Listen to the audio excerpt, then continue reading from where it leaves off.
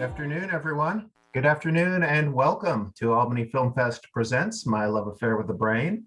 My name is Paul Stragalis. I'm a librarian at the Albany branch of Alameda County Library. I should make it clear I'm not actually in the library right now. If I was, I'd be wearing a mask. So I'd like to give you a little mini tour of Zoom webinar, which is the version of Zoom we're using today. It might be a little bit different than what you're used to. So audio and video is turned off by default, so you don't have to worry about muting yourself or turning your video off. However, you will have a chance to submit questions, and along the bottom of your screen, you'll see a few different options. There's the Q&A function. That's what we'll be using today. So please submit questions for the filmmaker after the screening, and please do that after the film. There's also a raise hand function. We're not going to be using that one, so use the Q&A instead. All right, one other thing to tell you about with this Zoom is the live transcript is going to be on. You can either move around that box anywhere on the screen you like. It's just a drag and drop, or you can turn it off completely by clicking live transcript and then hide subtitle. So about today's program, we are thrilled to be continuing our partnership with Albany Filmfest. This is a long-standing partnership of many years where we present films at the library, often featuring the filmmakers. And this is in addition to the annual Film Fest and other programs throughout the year that Albany Film Fest offers. So our goal together is to bring the community together through film and discussions about film. If you have any feedback or ideas for programs, you all have my email. Because that was how you got the link to this. Feel free to contact me directly. I'd love to hear your thoughts about future film programs, especially involving youth filmmakers. We're trying to develop that side of the programming. So speaking of Film Fest, I would like to now introduce you to Planning and Development Director Ellen Toomey, and she's going to tell you a little bit more about what Film Fest does and also about today's film. Welcome, everyone. I am Ellen Toomey, one of the founders of the Albany Film Festival, and thanks for joining us on this rainy afternoon in Albany. Perfect day for watching a film. The Albany Film Fest, I'll make this quick, we're in our 11th year. Last year, just a couple weeks before we were ready to do our usual screening of the week-long festival at the Albany Twin, the COVID shutdowns happened, and we quickly pivoted, like lots of other organizations, to an online version, and still figuring out how to do the 11th year program. Again, like lots of other organizations. And meanwhile, really grateful to Paul and the library for this team up so we can at least offer, you know, these great films to you on the online version. And I love this film. Personally, just want to say that. And it's such a great treasure that we get to have the filmmakers with us and ask questions afterwards. The film festival is a competitive film festival for short films in all different categories. And then we also program fill out the program with a mix of curated films. And it's a very diverse and menu, and we get amazing films from around the world. And it's always especially great when the filmmakers come in person, because that's part of the joy of being able to really interact and have the full immersion experience of you know, being able to ask the questions that come up.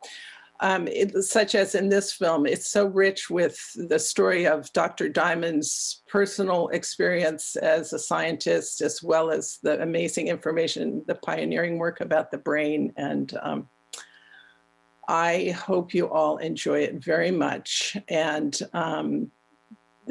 we'll let you know when we know about what the plan is for the ongoing film festival. So thanks for joining us.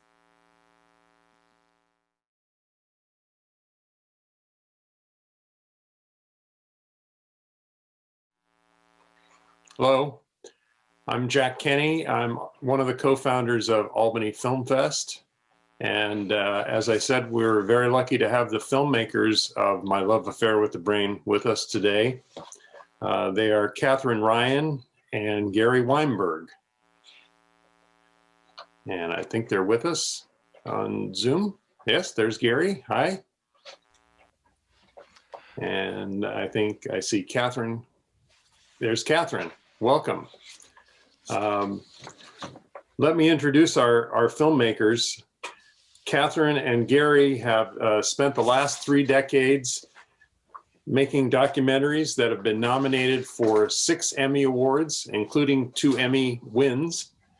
And they've also been shortlisted for an Oscar. They've had primetime documentaries broadcast on ABC, PBS, Fox, WB. They worked for a number of high-profile clients, including San Francisco MoMA, Modern Art Museum, the Rock and Roll Hall of Fame, Lucasfilm, American Zoetrope, AT&T, and so on. Their awards include more than 30 Best Documentary Awards at film festivals. And their films have had a real and measurable effect on the world, including these films. Maria's Story from 1991. It was cited as a crucial factor in ending the civil war in El Salvador at the time. Another film, The Double Life of Ernesto Gomez Gomez in 1999, contributed directly to the presidential pardon and release of 12 Puerto Rican political prisoners who had served 19 years in prison. And finally, Soldiers of Conscience, which was from 2008, and it directly inspired the creation of the Soul Repair Center and has been attributed to helping save many lives among PTSD victims. So welcome, Catherine and Gary. Thank you, Jack, and thank you, Albany Public Library and the Albany Film Festival. What a pleasure to be here. Yes, great to have you with us. And Catherine, looks like you're muted. Oh, you're not now. Now I'm here. Thank Okay. you so much for having us again. You bet. This is wonderful. We always Yeah. love to talk about Marian Diamond. Good. Well, we're going to start our question and answer. I'll ask a few questions of both of you. And our audience, if you'd like to ask questions, use the Q&A function on the Zoom screen. There's a button down below that says Q&A, and I'll be looking at those as well as my colleagues. We'll try to group them so we don't get repeat questions as we go along. So first off, about this film, Love Affair with the Brain, it debuted in 2016, and I believe it won an award at the Mill Valley Film Festival. Mhm. It was a couple of years after that it was shown at our festival, the Albany Film Fest, as part of the program, and then we had a subsequent showing with the Albany Library. Both of them very enthusiastically received by our audiences. I'm curious, since those screenings, where else was it shown, and what kind of audience responses have you gotten since then? Any particular stories maybe you'd like to share? Well, this film was incredibly successful at film festivals. You know, Gary and I have made 9 feature-length documentaries over our career, and this film won more film festival awards than any other film we made. Mm. You know, it just was loved by audiences all over the country and the world. It has won awards in Spain and France that resulted in them giving subtitles in both those languages. So the film is now available in French and Spanish. It's really been wonderfully received. And I'll also just mention, part of the reason why this screening is happening now, Paul from the library and I have discussed this, is we are honoring Marian Diamond Day, Jack. I don't know if you know this, but the city of Berkeley designated March 14th as Marian Diamond Day. I'm proud that my wife and co-filmmaker Catherine Ryan suggested it to them. And if I can let it out that she wrote the resolution. Well, it was a wonderful occasion. thing, much to our surprise. About 40 students who are still participating in a program that Marion began. I think it's in called, Albany. It began in Albany 40 years ago. it's called the Each One Teach One program. And how it worked is students who would take the anatomy class that we saw on film, if you got an A in it, you would invited to re-up and then teach the class to elementary school students and middle school students at Albany. And what's beautiful about that, of course, is it's Marian Diamond is the master teacher. If you really can teach something, then you've really learned it for yourself. So it's a marvelous educational thing. And then it also broadens the circle of knowledge. I mean, all your viewers have just seen the film, so you don't need me to tell you how inspiring she is about us empowering ourselves and our own brains. So this particular program has been ongoing and has run by her very capable administrative assistant who continues on at Cal. The point of this particular story was, to our surprise, those young people showed up in number at Berkeley City Council. So we expected it would be her son and Kathy and I, and here's like 80 people. And meanwhile, you know, there's nurses who have things to, you know, like all these other people with political things. And they start reading the whereas. She's the second most popular professor in the world. And like, what? You know, the nurses fall silent. Well, it sounds like it's very appropriate that we're showing it then. Yes. Quite a delight. Yeah.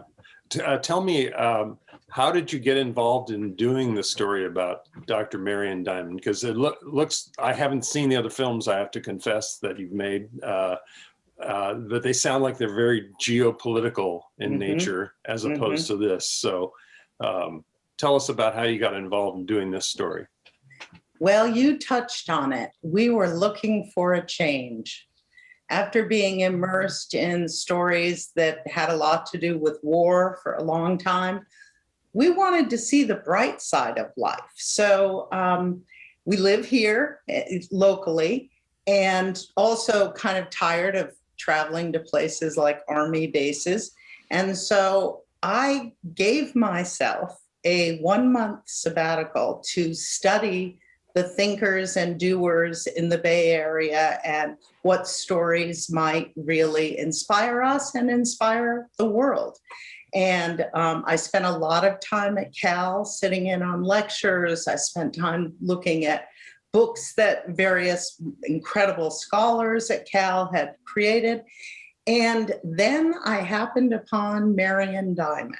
And I have no background in science, no background in biology, especially. I failed biology in 10th grade and never tried again, you know? So I saw a friend and I told her what I was looking for. And she said, you know, there's an incredible woman at Cal that is the reason my daughter is a doctor. And she said, you ought to look her up.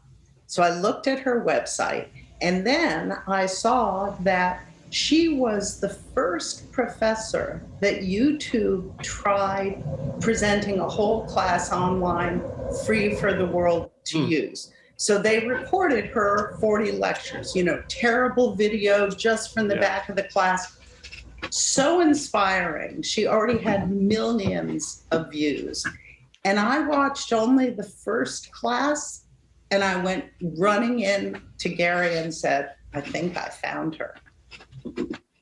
And then we approached her, and she was challenging. She didn't want to do anything that was too much about her. She wanted it to be about science, and she wanted it to be something people would learn from. So, you know, that was her challenge, and that's what we tried to do. And I'll jump in to just mention one thing. You know, I'm just glancing at our participants and attendees list. And as Kathy was telling about the marvelous experience we had meeting her, you know, I just wonder if some of our attendees are also people who know Dr. Diamond personally. So I would just suggest if anyone is motivated to sort of put something in the question and answer or participate in that way, you know, in a live audience, it's something that we really enjoy is hearing stories from others about their life experience. But Well, you've seen the film, but she can be a life changer. And it's so wonderful for each of us to be empowered in our own brains and in our own lives. So if there are people who are enjoying the Zoom presentation and want to add your piece in, I invite you now. Well, Catherine, you mentioned there were challenges making the film, just, dealing with the science and all of that. Oh, yes. Were there any surprises that you came about when you were making the film? I think maybe the biggest surprise, and this is a very personal thing, but the biggest surprise is that Marian Diamond and her husband, Arnie, became two of our very dearest friends in life. And we got to spend the last years of their life. In many ways, they described us as their last students. Because, the science hopefully looks simple ultimately in the film. It was so hard for us to translate the bigness of all those concepts into something simple enough to say in film in a few seconds. So we worked very, very closely on the science, and they had wonderful filmmaking ideas. Arnie especially, he was a real artist. And at first we showed them the titles when we had all the titles done. He's very gentlemanly. He said, maybe they're a little harsh. We completely redid the titles. He was absolutely right. They were not the right thing. So what was a surprise for me was that it became one of the best friendships of our lives. So they were collaborators as well as subjects. Yeah. Oh, yeah. And Jack, to broaden on that, to agree with Kathy, absolutely. And your astute point, Jack, about them being collaborators is, I'm very proud of the films that Kathy and I have made. And we have a non-secret weapon that we use all the time, which is collaboration. The wonderful thing about documentaries is no one should get into them because they think they're the next Michelangelo or the next Picasso. You should get into them because you're willing to listen and observe. And many of the greatest things in our films come from listening and observing, whether it's from audiences before we're done or participants themselves. So we as filmmakers, and now I'm paying attention to your attendees getting their money's worth of the screening, the filmmaker's perspective. We really throw away this auteur theory that the director is somehow like the author and, he or she is the great artist. It's like, no, films are collective, and documentary films especially exist in the world already, and they're good when they are well observed. And all of us are finite in our ability to do good observation. I mean, I think we're good at it. I'm patting myself on the back, but also, if someone says, why did you miss that? Get that part. I'm like, I'm on it. I'll go back. Yeah. If you listen to people, they'll tell you the truths of their lives. And part of what Kathy's story about meeting Marion is her spirit was open to the whole world about the brain. So we didn't have to encourage her to tell us what to observe. She's constantly helping everyone around her. So she was a natural collaborator. Yeah. And that's the essence of our documentary work, is to have collaborations first with our subjects in front of the camera, and then later, as much as possible, with the audiences afterwards. Good. So I can see how that really opens up things by having that openness to your subject and the subject matter too. It also has one personal advantage, which is you don't go to bed thinking you're the greatest thing in the world, like many feature film directors, and then those people end up being unhappy because they get divorced and they're not the greatest people in the world. It's like when you're a documentary filmmaker, it's like, my business stinks like anybody else. I better pay attention here. Okay, why don't we take a look at the question and answers from the audience here. And we have a question here that says, how did you get all of the great archival photos and films? They were so influential in the emotional impact of the film. To be honest, I don't remember any particular details other than that we certainly relied on Marian Diamond's collection herself, and then we did a lot of work on it. Archival research is research, And when you go, you get to it. I'll mention one particular detail is that the technology of imaging of the brain or showing the brain, there's medical imaging and there's shooting it in videos, has changed so much year by year. So over the 5 years we worked on the film, by the end, there was a whole brand new set of technology so that we were constantly updating and getting better our visuals of the brain. And we were never deep pocketed enough to get the state-of-the-art images. Like if we were remaking the film now, it would be even more magnificent inside the brain. And it's sort of, for brain science, we're in a marvelous moment. So it's incredibly visual and exciting. Okay, I have a question here that along those lines maybe. Do you have plans to profile other persons with similar characteristics? I'll be glib and diplomatic here. I don't know what our plans are. And often in documentaries, the biggest question is funding and passion. So what will we profile? What will we do next? All these things are open questions. Yeah. But someone once said to us that, and this proved not to be true, but I thought it was witty at the time, you are going to be deluged by academics who think they're worthy of this treatment, who will come at you. But to my surprise and to our business's downfall, that didn't occur. Where are all those people with the deep pockets who need a film? Okay, I have a question that's sort of a brain question. I don't know if you guys want to take this on or not. We'll try. Are there brain attributes that are more prevalent in individuals that have tenacious and survivor characteristics? In short, are some brains more capable of overcoming adversity than others? They transcend their environment. Yeah.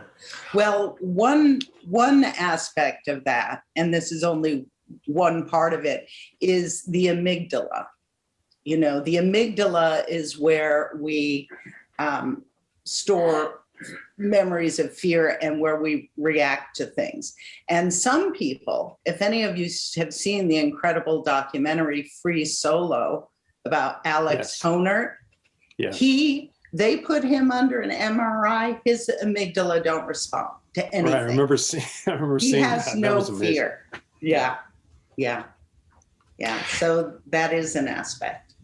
And for the questioner, I think Kathy probably did a better answer than I would have, but I wanted to add this other thing is that one of the things that Marian Diamond stressed, she had a very witty comment, which is the brain is 3 ounces, which contains within it the entire 3 universe. Yeah. Thank you. 3 pounds, which is contained. Yeah. So she understood how huge and vast the brain and its potential was.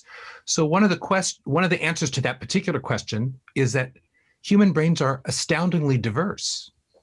So some people may be entirely formed by how their environment affected their brains, and others less so. It's, now we cite Charles Darwin and the diversity of each species. The brain is so complex and so powerful that if the question is are brains different in this particular regard, the answer would be yes, in almost any. And I think the central inspirational point that I personally get from her research in plasticity of the brain is that we can shape our brain in the direction we want. If the questioner is like, oh, I want to be more resilient, it's like, okay, work on that. I mean, it's superficial to say it's like a muscle that can be exercised, but that's how I view it as a non-scientist. And I think that that's true for all of us. The film, I just love the examples in the film. That was so much fun doing the research, but the fact that musicians have a larger auditory memory, that 3 days after a blindfold, you're already changed. I mean, wow, the brain it changes operating systems faster than my iPhone. Probably better. Yeah, thank you. That's so true. How about one person wants to know why there was no addressing of Alzheimer's, and did you find out from Dr. Diamond what her take was on Alzheimer's? Well, we didn't get into Alzheimer's because that wasn't an area that she did research in. So, there were so many areas that she worked in that we left out of the film. I mean, she worked on T cells and AIDS. We didn't fit that in the film. So we left out things that we didn't have direct Marion's work connected to. We certainly talked about those questions, and she really felt like the next major forefront in neuroscience had to be understanding the mechanisms of recall and how we strengthen them and what happens with them. So she was interested in the questions, but she hadn't done the work. Okay. And I'll add an interesting thing about Marian Diamond herself and her approach to science. What the questionnaire asks, and this is super important, a lot of scientific advances are dealing with serious problems that we need solutions for. And that makes sense. But one of the inspirational, wonderful things about Marian Diamond is she looked the opposite way. She didn't look at problems, she looked at opportunities. How fantastic is the brain? Can we continue to learn? So she wasn't pathologizing and focusing on the illness and the negative aspects. In her research, she wanted to see how powerful the brain was at its best and what was possible. And a whole additional level of understanding comes out of that, both in terms of how the brain works, but also in what science can be. And by the way, documentaries too. Jackie even asked this, we've made a lot of films on horrible experiences of human beings. How wonderful to make one that celebrates wonderful experiences and knowledges. And what a delightful thing that all of us can have both of those flavors. Right. It seems like it really highlighted her curiosity, her scientific curiosity to find out things about the brain. One of her daughters, and I had the phrase, the tyranny of optimism. She was like, I can't even complain to mom. She's like, look at the beautiful flowers.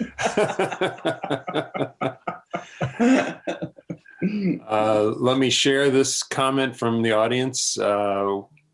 Someone says they were a freshman at Cal, had the privilege of taking Marian Diamond in freshman brain seminar in addition to her Anatomy 1 series.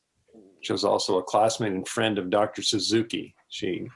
And the audience member says she really enjoyed the film and reliving the memories of Dr. Diamond. Oh, thank you. Thank you. Yeah. I get chills. I love sort of meeting the rest of the people who've had that incredible experience. Yeah. I've heard great things too. And since our questionnaire mentions Dr. Suzuki, I will say that the week that we interviewed her, it fits in a highlight of my life weeks, because we had never met Wendy Suzuki, and Kathy heard her on the radio doing a very wonderful talk that included the inspirational teacher that was Dr. Diamond. And so we began the interview as strangers and ended up as sort of the best friends that we have continued to be in this day. We're both members of the Marian Diamond fan club. Right. And we had been struggling really hard with the film on a number of levels. It surprised me, speaking of surprises. I thought it would be easy to make. I hope it feels easy, but it turned out to be difficult to make. But we didn't know how to begin it, and we didn't know how to end it.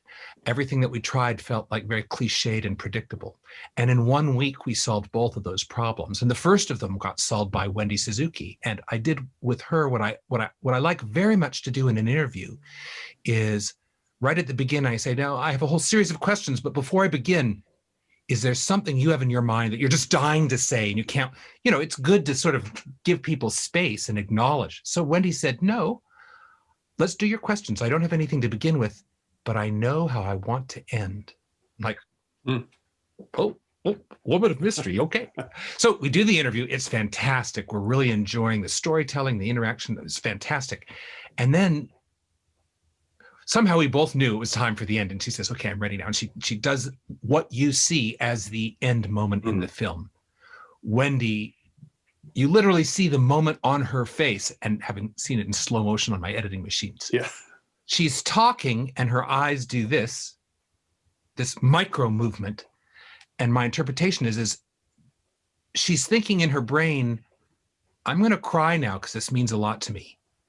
And the eye movement is, and I accept the truth of what I'm going to do. I'm going forward. So she doesn't look away and then put a public face on it. And then she says, I just want to thank Dr. Diamond, what she says about generations who have been in her classroom, and she's very moved, and we all cried. Yeah.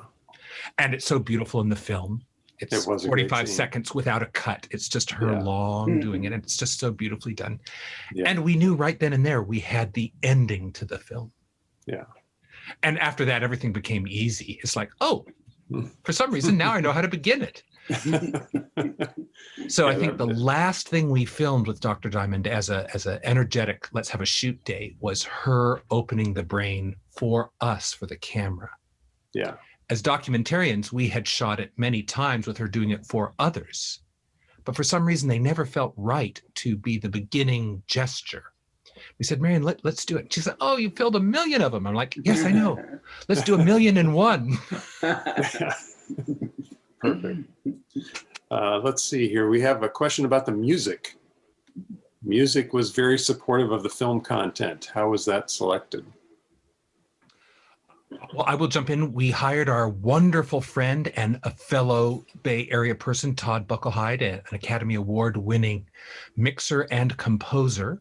And he has composed the music for much of our films. And he did a magnificent job on the 2 nickels that we rubbed together to make this film. And we filled it out with library music because we couldn't afford him to do the entire thing. So a very exhaustive search through cheap music that still is quality.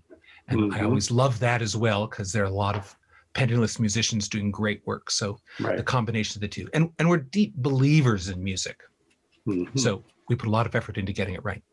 It was good. Thank you, Jack. Let's see here. You know, Jack, while you look, I'm going to comment on one thing in the question answer. Someone who talks about, I'll use the term, someone who talks about feminism in Marian Diamond. I mean, it's not in the question, and it's not something that Marian Diamond would say, but the comment is about how much Marion had to live in a male-dominated profession and world.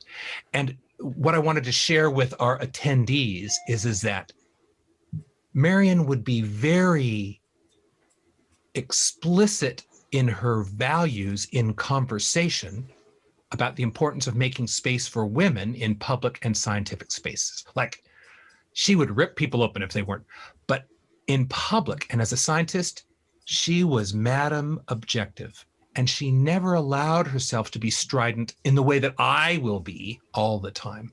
So we really had to struggle with her to get something explicit in the film. And as a filmmaker, I'll point out to people, the most explicit statement on gender oppression is spoken by the narrator, quoting Marion, because that's how disciplined she was. Here's why I bring that up. All of us must deal with an imperfect world. Marion, a woman in science, dealing with a male-dominated oppression and being slandered as a woman at particular moments, her response was to do the work and not to do a political response. And other first-generation women seeking opportunities have had a very similar emotion to it. It's like, I can't get into the political debate. I have to do my science. Or I can't do the political debate about the law. I just have to do my law cases. And then subsequent generations can apply the analysis and point it out. But I just want to say it seems more modest in its approach to a political issue, but I think it was perhaps far more effective than my own, go out into the street and shout and scream with a sign approach might be. And of course, there's room for both in the world. I guess I'm just speaking with respect for her self-restraint in a hugely passionate issue that is unfair. And then that's why all that got distilled down into that beautiful quote from her, never learn bitterness because you are the only one who suffers. She really took all of that gender oppression and turned it into energy to go forward and do good science and do good education. What a beautiful response that she didn't have to wait for Congress to act. Right. She could just do the work. Yeah. But she did speak up. She did speak up for herself when the paper was going to be published. Oh, yes. That she'd be included in that. So true. I was glad to hear that from her. Yeah. And I will say the one thing that I could never get her to say on camera, which was her breakthrough about the brain changing, her first study with plasticity and enrichment, involved very careful study of tiny cells in the brain and painstakingly counting tiny little things.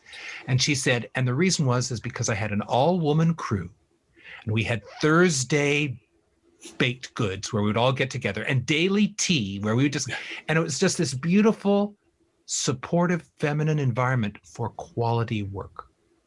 Now, I do not want to say that that's the only way that that could happen, but Marion was very proud that that was the circumstances under which. Right. And she would say, you know, maybe an all-male lab wouldn't have been that careful. But she would also never say that in public because that's not what she wanted to talk about. This is me being more strident. Yeah. Letting your attendees sneak behind the screen with Barry. Okay, I'm just looking through, see if we've covered everything.